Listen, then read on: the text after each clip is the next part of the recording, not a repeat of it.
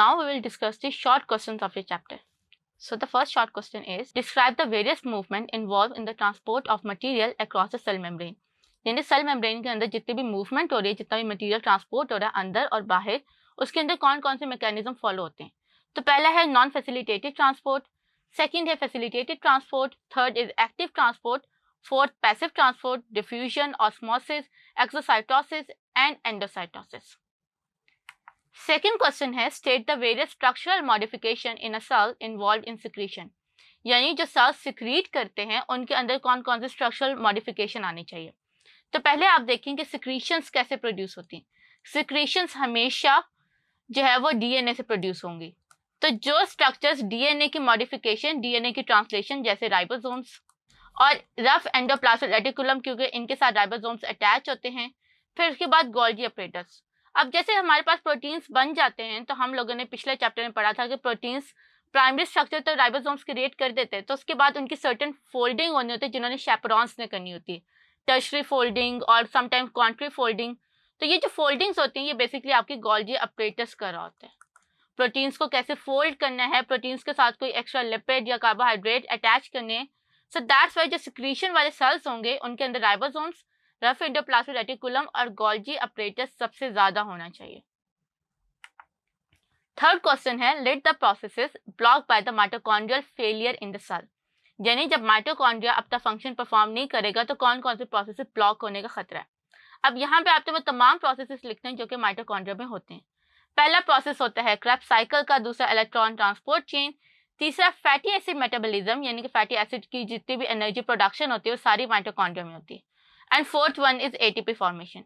तो ये चारों जो होते हैं ये बेसिकली प्रोसेसेस माइटोकॉन्ड्रिया में होते हैं, और अगर माइटोकॉन्ड्रिया खराब हो जाएगा, ये डेड हो जाएगा, तो उसकी वजह से ये सारे प्रोसेसेस भी ब्लॉक हो जाएंगे. फोर्थ है, what will happen if a chromosome loss it's centromere. अब सेंट्रोमियर वो रीजन होता है जो कि क्रोमोसोम के साथ काइनेटोफोर की अटैचमेंट करवाता है, जिसकी वजह से आपका जो क्रोमोसोम होता है वो मूव करता है ड्यूरिंग द सेल डिवीजन. तो जब सेंट्रोमियर का रीजन नहीं होगा तो क्रोमोसोम मूव नहीं करेगा. जब क्रोमोसोम मूव नहीं करेगा तो सेल के अंदर equal number of chromosome distribute नहीं होंगे, जिसकी वजह से जेनेटिक फेलियर्स जैसे हमारे पास क्लिनफिल्टर सिंड्रोम होता है, टर्नर सिंड्रोम होते हैं, ऐसी जेनेटिक डिजीजेस जो हैं वो क्रिएट हो जाएंगे. फिफ्थ क्वेश्चन है, how does autophagy help in converting the tadpole larva into an adult amphibian. Nature के अंदर रिसाइकलिंग सबसे ज्यादा होती है. तो अगर आपने टैडपोल लार्वा को देखा तो वह मोर लाइक अ फिश की तरह आपको नजर आता है इस तरह से. तो अब अगर हम लोग फ्रॉग को देखें तो फ्रॉग हमारे पास इस तरह का स्ट्रक्चर होता है. तो इसलिए हम लोग जो होता है वो टैडपोल लार्वा के अंदर जो फिश के कैरेक्टर्स है, जिनमें टेल है, जिनमें गिल्स है, उनको रिमूव करेंगे ताकि वो एडल्ट एम्फीबियन में यानी कि एडल्ट फ्रॉग में कन्वर्ट हो. तो चीज़ों को रिमूव करने के लिए हम जिस ऑर्गेनेली को यूज करते हैं वो होता है लाइसोसोम.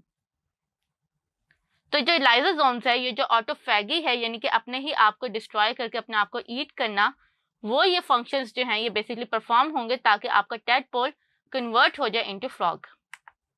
सिक्स्थ क्वेश्चन है, is there any similarity between the bacteria and plant cell wall. अब हमने पढ़ा है कि बैक्टीरिया, प्लांट और फंगस जो होता है इन तीनों के पास सेल वॉल्स मौजूद होती हैं, लेकिन इनकी सेल वॉल्स जो होती हैं वो इनके कॉम्पोजिशन डिफरेंट होती है. अब जहाँ पे डिफरेंसेस होते हैं वहाँ पे बहुत हद तक कुछ सिमिलैरिटीज भी होती हैं. तो जो बैक्टीरिया प्लांट सेल वॉल में सिमिलैरिटी है उसमें इनका फंक्शन में दोनों सेम फंक्शन परफॉर्म करते हैं, जैसे शेप और सपोर्ट.